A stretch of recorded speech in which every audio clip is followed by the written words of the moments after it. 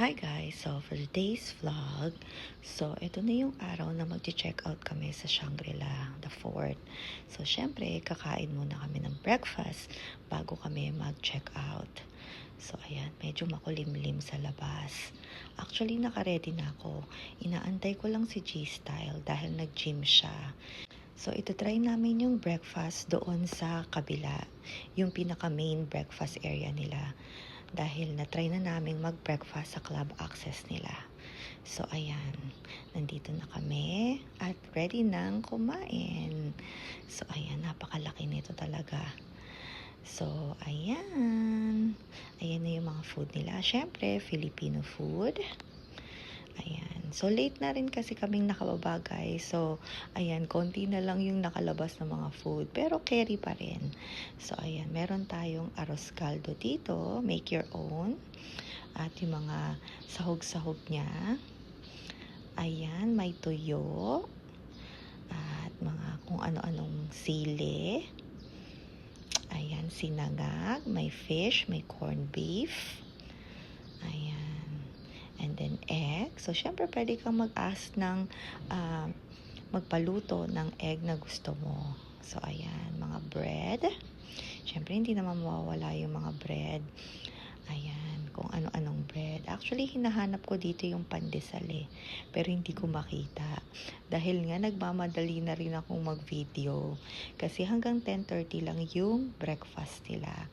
Actually, mga 10:10 na yata ito or 10:50 na ng umaga. So, ayan. Marami pa rin nakalabas na bread. Ayan. So, anong gusto nyo dito, guys? Comment down below. So, ayan. May mga donut. Ayan. Ayan pa sa baba. Sa estante nila.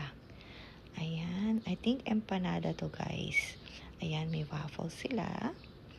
Ayan. Turon. Ayan, more empanada. I think pork and chicken yung nakita natin.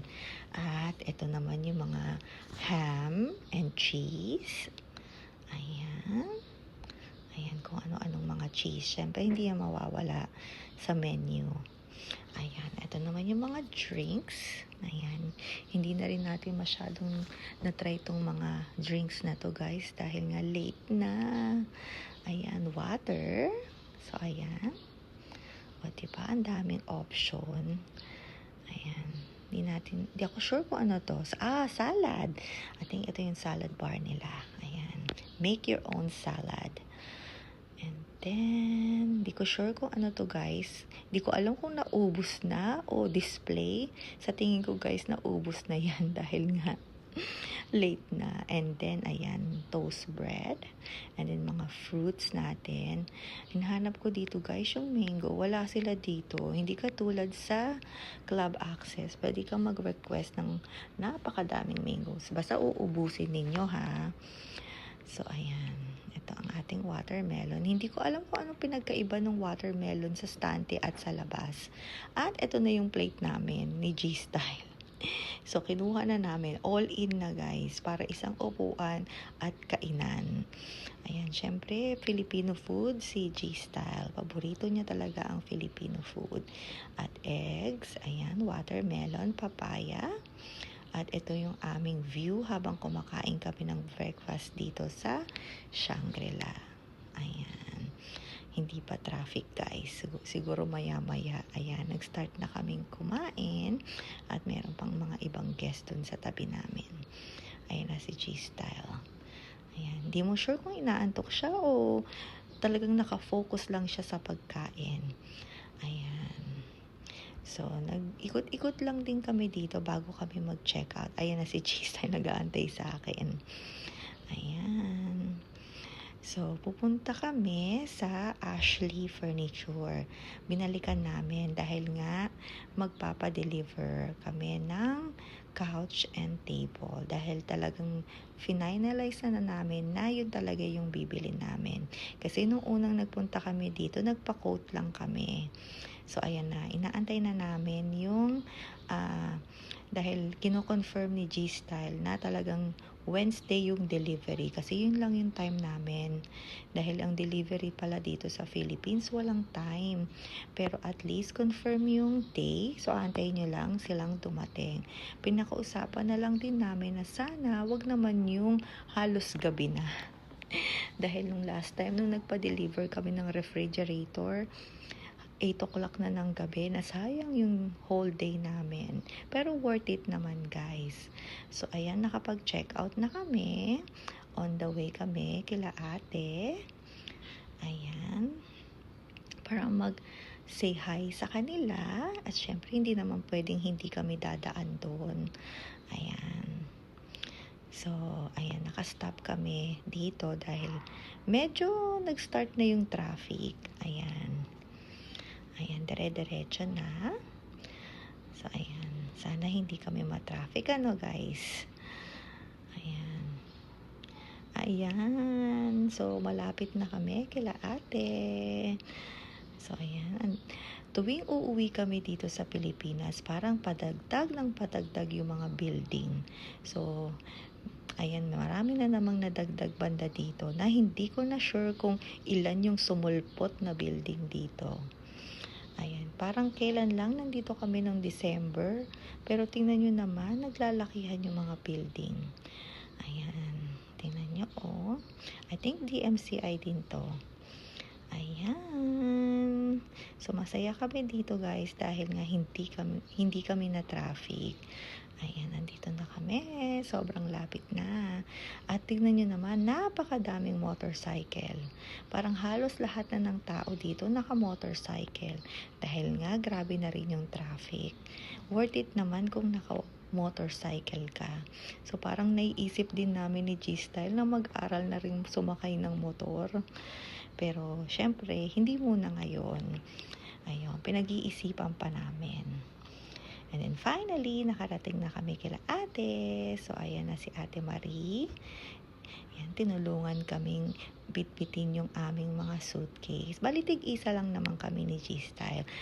Nandito ang ating mga lovely pets. Si Luna, si Chapo, at si Bruno. Ayan si Bruno. Yung una natin nakita, si Chapo. Ayan, yung puti. Ayan, tingnan nyo naman sila. Nagkakagulo. At ang ating si Luna. Ayun, kilalang kilala pa rin kami ng ating mga fur babies. Tingnan nyo naman, tuwang-tuwa sila nung nakita nila kami. At ayan na si Ate Curly at si Nanay Yoli. Ayan, nagkakamustahan na sila dito ni G-Style. Tuwang-tuwa si Nanay Yoli at nakita na naman niya si G-Style. Ayan si Luna, tingnan nyo naman, relax na relax. Kasama si Kuya Gab. Walang pasok pa si Kuya Gab, sabi niya sa September. So, first year college na rin si Kuya Gab sa pasukan. Ayan kami ni ate. Ayan, pink na pink, 'di ba? Batang-bata.